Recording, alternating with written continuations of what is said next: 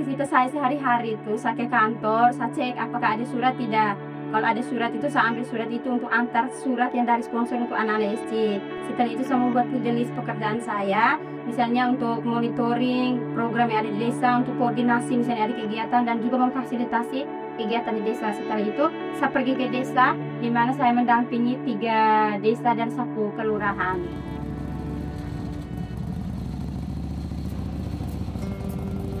Saya punya wilayah dampingan itu memang dekat dari kantor, istilahnya dekat dengan kota. Tapi juga banyak tantangan yang mungkin orang berpikir bahwa dekat itu gampang, tapi akses di Nagekeo ini beda.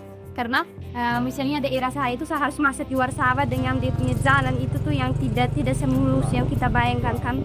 Kalau misalnya musim hujan itu saya harus bermain dengan lumpur-lumpur. Kan kita perempuan ini kan untuk mengukur yang di lumpur itu agak susah, tapi saya harus berusaha. Maka pulang tuh saya harus dengan lumpur seluruh badan, bahkan saya pernah memfasilitasi kegiatan itu dengan lumpur satu badan.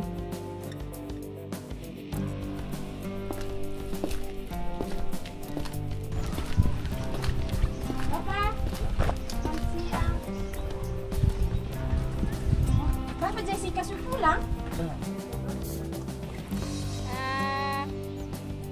Ya, Mika pulang jam berapa? Pokoknya saya ada di bawah Mama Ros. Sebentar kalau saya lihat, oh emang saya lihat anak SMP pulang, sebentar baru saya ikut ke sini.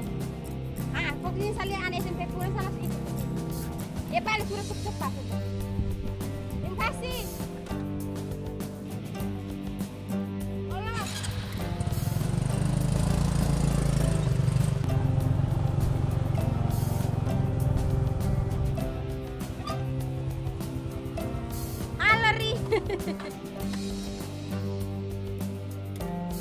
Tidak semua anak SD saya itu tuh tinggalnya di desa, misalnya aku di rumah di dekat desa itu. Dan strateginya saya pergi memproses surat itu sendiri. Saya ikut anaknya, misalnya anak ada jaga kios orang tuanya, atau misalnya saya ikut proses suratnya ke sekolah. Jadi saya akrab dengan guru-gurunya, saya bersama bank komunikasi dengan guru-gurunya supaya ketika ada surat saya tanya nama anak ini sekolah situ, jadi saya ikut ke sekolah atau misalnya saya ikut ke sawah. Saya merasa bahwa FGO ini adalah tempat saya untuk bisa mengembangkan apa yang saya punya pengalaman.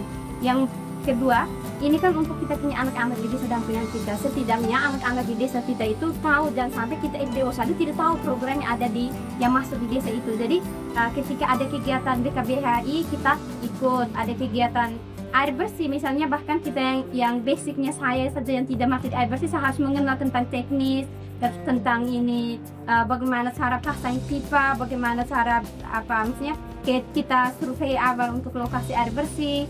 Ini kan saya sudah dikasih kesempatan nih, maka saya belajar itu saja. Jadi ketika dikasih kesempatan ya saya tahu banyak, semua program ada di PLN itu minimal saya tahu.